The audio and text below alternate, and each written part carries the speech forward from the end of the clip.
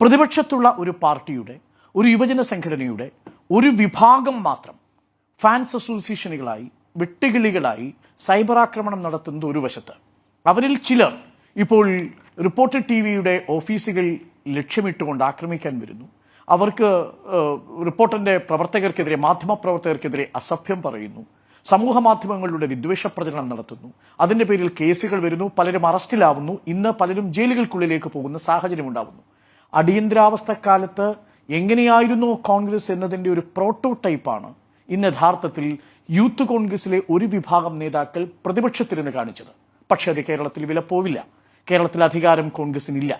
അപ്പോൾ ഒന്ന് ആലോചിച്ച് നോക്കൂ, എന്നെ ഭയപ്പെടുത്തുന്നത് ഇതേ കോൺഗ്രസ് അധികാരത്തിൽ വരുമ്പോൾ സ്ത്രീകളെ പീഡിപ്പിക്കുന്നവർക്ക്, ഗർഭഛിദ്രം നടത്തുന്നവർക്ക്, ഗർഭഛിദ്രം നടത്തുമെന്ന് ഭീഷണിപ്പെടുത്തുന്നവർക്ക് സംരക്ഷണം നൽകുന്ന ഈ വെട്ടുകിളിക്കൂട്ടം അധികാരത്തിലെത്തിയാൽ കേരളത്തിന്റെ സ്ത്രീ സുരക്ഷ എന്തായിരിക്കും എന്നുള്ളൊരു വലിയ ചോദ്യം നമ്മുടെ മുന്നിലുണ്ട്.